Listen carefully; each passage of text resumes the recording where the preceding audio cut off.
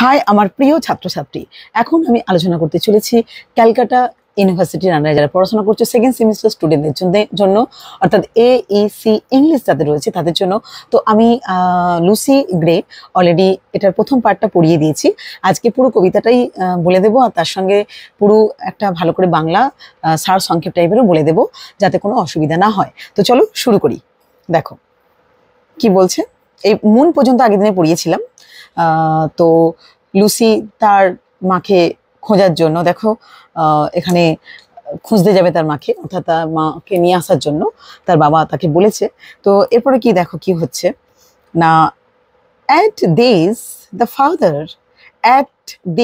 father raised his hook, এবং তার বাবা কি করলো না, এই কথা শুনে সে হুক বলতে কাস্তেটা তুলে নিল, and snapped faggot band, এবং জ্বালানির যে আঁটিটা মট করে খুলে ফেললেন।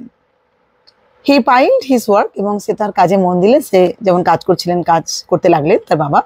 অ্যান্ড লুসি কি করলো না, টুক দ্য লন্ঠন, সে লন্ঠনটা নিল ইন হার হ্যান্ড, এবং তার হাতে লন্ঠনটা নিল। Not blither is the mountain roe বলতে হরিণ শিশু কে বোঝানো হচ্ছে এখানে। তো কোনো পাহাড়ি হরিণ শিশু এতটা চঞ্চলে, মানে এতটা আনন্দ এতটা চঞ্চল নয়, কার মতন, লুসির মতন। উইথ মেনিয়া ওয়ান্টন স্টোক মানে খেয়ালিপনায় আঘাতে কি বললাম, উইথ মেনিয়া ওয়ান্টেন কি স্ট্রোক, অর্থাৎ তার খেয়ালিপনার আঘাতে মানে সে তো খেয়ালি মানে পোনা করে, এবং সে এতটা চঞ্চলের মধ্যে এতটা আনন্দ এতটা প্রাণবন্ত যে হয়তো তুমি হরিণ শিশুকেও তুমি এত আনন্দে এত চঞ্চল তুমি দেখতে পাবে না। Her feet disperse the powdery snow, এবং সে যখন যাচ্ছে তার মাকে নিয়ে আসার জন্য, তো লণ্ঠন হাতে করে, তো কিসের মধ্যে দিয়ে, তুষারের মধ্যে দিয়ে যাচ্ছে, তুষার তো পাউডারি স্নো এবং গুঁড়ো যে তুষার, তো তার উপর দিয়ে সে যাচ্ছে হেঁটে, এবং তারপরে that rises up like smoke, এবং সে যখন যাচ্ছে তখন ওই গুঁড়ো মানে ধুলো যে তুষার রাশি, সেই খণ্ডগুলো ধোঁয়ার মতন কি হচ্ছে বলতো, জেগে উঠছে, মানে ভেসে উঠছে ধোঁয়ার মতন। The storm came to before its time, তো আমরা আগে তো দেখেছি যে আগের দিনে যে আমি ক্লাসটা করি সেখানে আমি বলেছি যে ঝড় আসবে এমন একটা আসন্ন, মানে ঝড় আসতে পারে, কিন্তু ঝড়টা যে সময় আসার কথা তার অনেক আগেই ঝড় চলে এসেছে। The storm came on before its time, অর্থাৎ সময়ের আগেই ঝড় চলে এসেছে। She wander up and down, এবং লুসি কি করে রাস্তা ভুলে গেছে, এদিক ওদিক সে ছুটতে শুরু করেছে। And many a hill did Lucy climb, এবং লুসি মানে অনেক পাহাড়েও ঘুরেছে। But never reached the town, কিন্তু সে তার আর শহরে আর তার ফেরা হলো না। তার মাকে খোঁজার জন্য যে সে বেরিয়েছিল, শহরে তার যাওয়ার হলো না, সে রাস্তা ভুলে গেছে। দেখো ইতিমধ্যে দেখতে পাওয়া যাচ্ছে the reached parents all that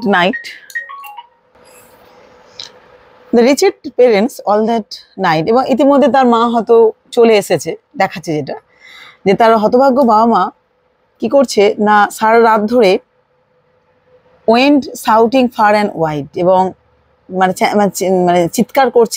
চিৎকার করে ডাকছে চারিদিকে, কাকে, লুসিকে খুঁজছে। But there was neither sound nor sight, কিন্তু না তারা কোনো সাড়া শব্দ পাচ্ছে, না কোনো তার দিশা তার সন্ধান পাচ্ছে, মানে কোনো কিছু লুসির সম্বন্ধে কোনো খোঁজ আর তারা মানে পাচ্ছে না।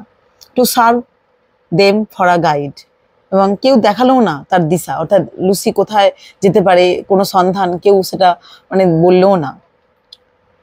At daybreak on a hill they stood, এবং তারপরে কি দেখতে পাচ্ছি, at daybreak on a hill they stood, এবং ভোর হতেই তারা কি করলো, একটা পাহাড়ে এসে দাঁড়ালেন তারা, অর্থাৎ তার বাবা মা, লুসির বাবা মা।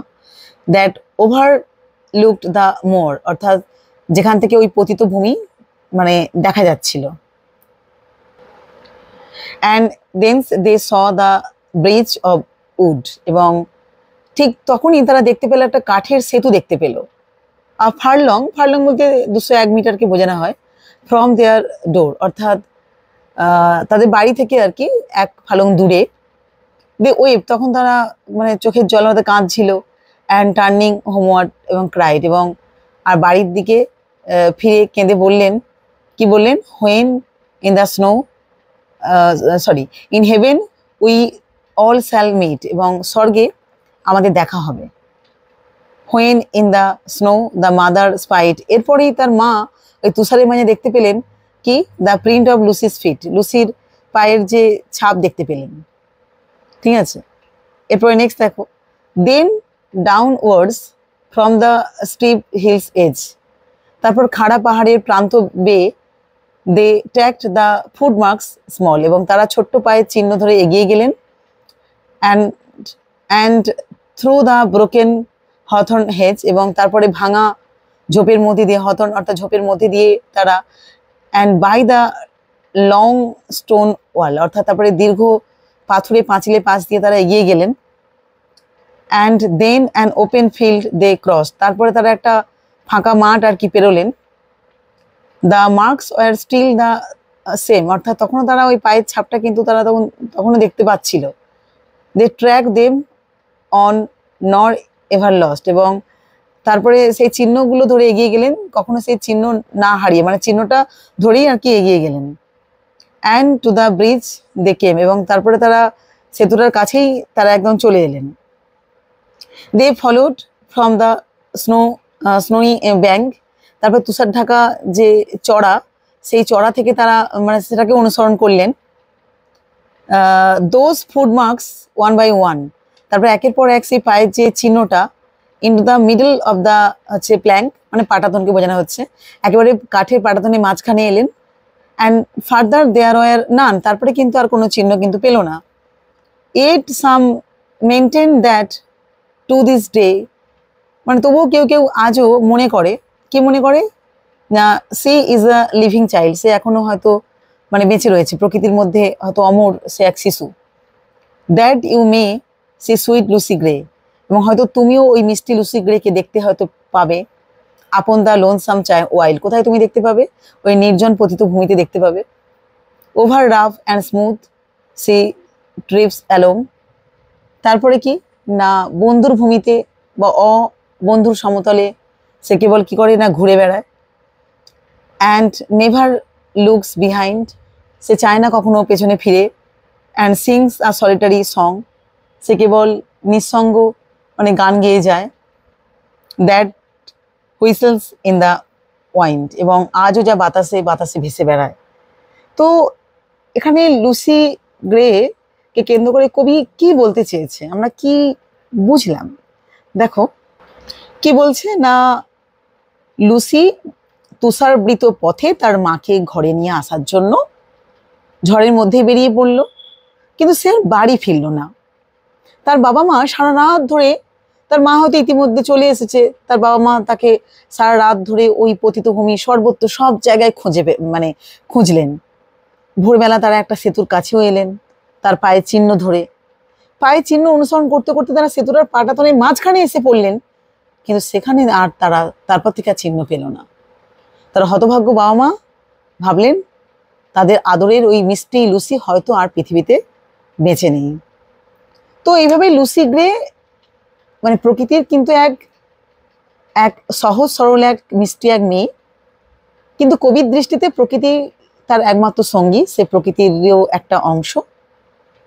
একদিন তার বাবা মা, যেটা অলরেডি বললাম, তার বাবা মা তাকে শহরে থেকে মানে তার বাবা আর কি, বাবা শহর থেকে আলো দেখিয়ে ঘরে নিয়ে আসার জন্য লণ্ঠন হাতে দিয়ে শহরে পাঠালেন তার মাকে আর কি নিয়ে আসার জন্য। তার বাবা বললেন মাকে শহর থেকে আলো দেখিয়ে ঘরে নিয়ে আসার জন্য। তো শহরে তো যাওয়ার পথে তুষার ঝড় এলো, যেটা আমি বললাম অলরেডি তোমাদেরকে। তো ঝড়ে সে কি হলো না, রাস্তা ভুলে গেল, সে পথ হারিয়ে ফেললো। তারপরে তো আর বাবা মা অনেক খোঁজাখুঁজি করলো, কিন্তু তো এখানে তাকে জীবিত কিংবা মৃত কোনো অবস্থাতে কিন্তু আর পাওয়া গেল না। যদিও লুসির মৃত্যু হয়, মানে কবি যে তার বোনের থেকে যে ঘটনাটা শোনে সেই অনুযায়ী লুসির মৃত্যু হয়, কিন্তু শহরের লোকের স্মৃতিতে মানে অনেকেই কিন্তু বলে, যেটা আমরা লাস্টে দেখতে পেলাম, যে অনেকেই বলে যে লুসি এখনো বেঁচে আছে। আর কবি ওয়ার্ডসওয়ার্থ আর কি তা মানে অন্যদের দৃষ্টিকোণ থেকে এটা বোঝাতে চাইছেন যে লুসি এক অমর শিশু, সে এখনো প্রকৃতির মধ্যেই হয়তো বেঁচে রয়েছে। এটাই হচ্ছে কবিতার মূল ভাব। তো যদি ভালো লাগে তোমরা অবশ্যই লাইক, কমেন্ট, শেয়ার, সাবস্ক্রাইব করো। আর আমি চেষ্টা করবো লুসি গ্রে থেকে অনেক অনেক, অর্থাৎ এমসিকিউ আলোচনা করতে, যাতে তোমাদের কোনো অসুবিধা হবে না। আগে টেক্সটগুলোকে পড়িয়ে নিই, তারপরে অবশ্যই আমি তোমাদেরকে বিভিন্ন এমসিকিউ নিয়ে আলোচনা করব। ঠিক আছে? তো সকলে খুব ভালো থেকো, আজকে মতো টাটা, বাই।